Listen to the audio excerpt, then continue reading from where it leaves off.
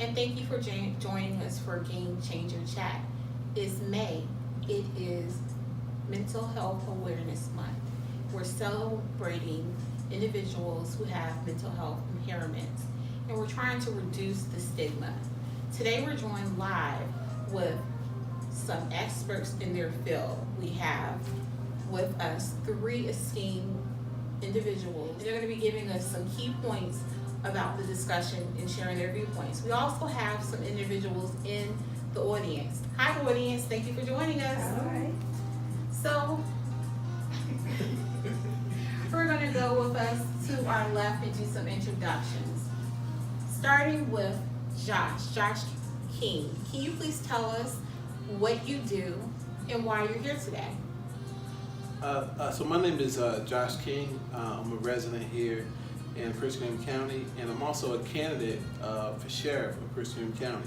I'll be the first Democratic sheriff in almost 16 years, and one of the big reasons why I'm here is to discuss mental health. I think there's a big issue with people talking about mental health, especially when we talk about our children, we talk about ourselves, and it goes down into law enforcement. So I want to speak a little bit on all those issues, and I'm happy to be here today. Thank you. Thank you for that. And our next guest is Dr. Flip Clay. Good afternoon, family. Thank you for having me, Zakia. My name is Dr. William Flip Clay. I have over 19 years of experience in the counseling field, 13 school-based, about 17 to 18 as a consultant, traveling around the country doing workshops relating to the academic, social, and emotional development of children from the ages 5 to adulthood. In the last 7 to 8 years, I've been focused primarily on molestation, incest, rape, and working with young ladies and girls who have suffered through that. And now I'm in the phase of helping our men with their emotional constipation. Thank you. And not last but not least, Shy, can you please tell us why you're here? Hi, my name is Cha Jones, and I am an author, speaker, and trainer. Right now, I'm doing a lot of consulting work in the intercultural elements.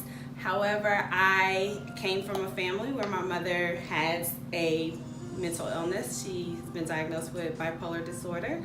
So I grew up, and I know firsthand, especially from the African American standpoint of what it is to deal with someone who has a mental illness, to find out how to cope with that and to grow up in that environment. And so I've written about it, helped other people, and so I'm just here to lend my expertise, I guess.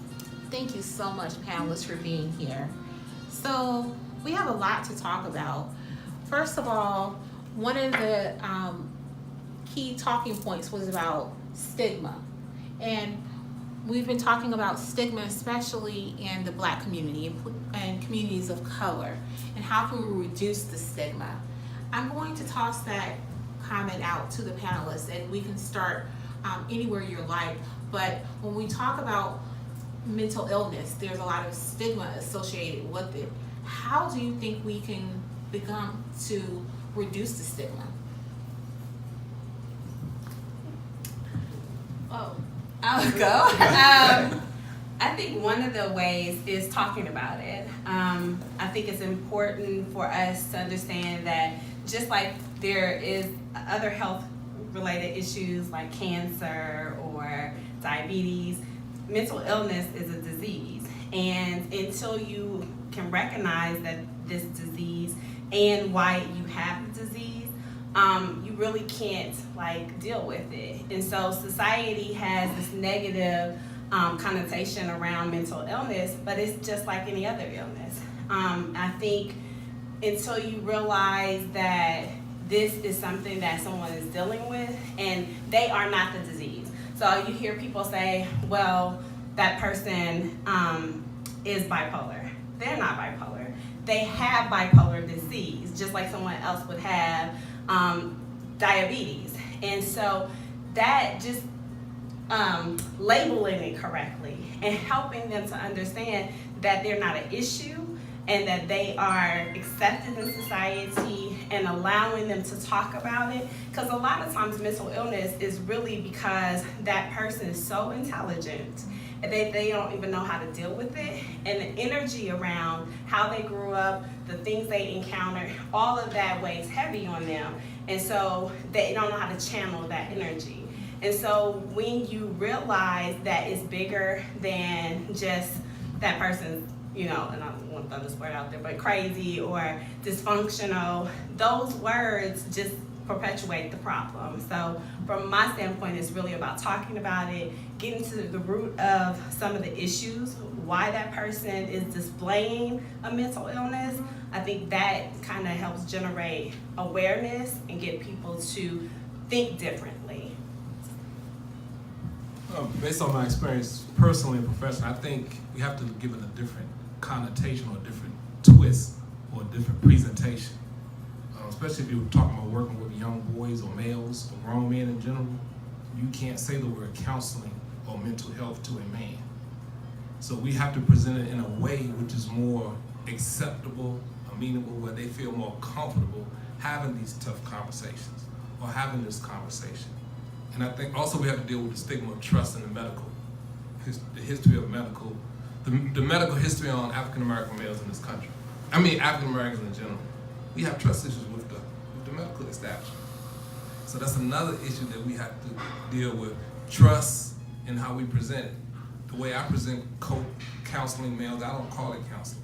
I call it constipated conversations, because that's what we do in the barbershop. We have conversations.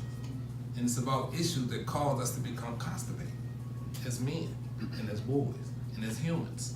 So when I'm having a conversation with a brother, I'm not gonna say the word counseling, because I know if I say that, what's gonna happen? It's gonna shut down. So it's the way we present it. I think it's the way we present mental health. So I look at mental health from a law enforcement perspective. I deal with people in the jail all the time that have mental illness, and I see it on that side. And I see that a lot of people on the outside, they don't have the structure that people in jail do, and they have certain things that they have there. But I see a lot of people wearing a mask. I want to call it a mask. So you don't see the inside of somebody, you see the outside. And sometimes people with mental illness, you can see the outside, but you still don't see what's behind it.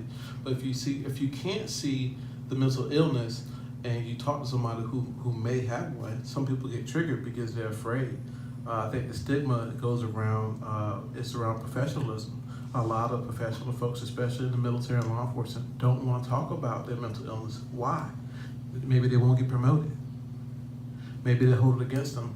Maybe they'll put them on administrative leave.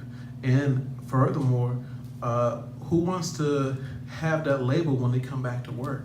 You know, so people are walking around here every day afraid to talk about it because they don't have a safe space to do it. It's a private issue, and it's something that we really have to tackle head on because it's an everyday issue, every single day.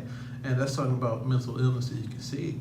And the second thing I want to talk about is a disability like autism, where I have a daughter who's 15 years old, and according to her, there's nothing wrong with her. There's something wrong with you. She's perfect. You know, she does her thing. She's in her world. She does what she loves to do. She sings, she dances, she does, you know, she does all the girly things. She likes to shop, everything.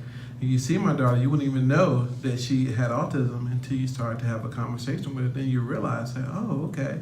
Well, you see her stand in the light. So I think it's something that we really have to talk about all the time because it's an everyday issue, and we try to hide behind those masks because we're afraid or don't have a safe space. So that's why I'm glad we're here today to have a safe space to get the conversation started.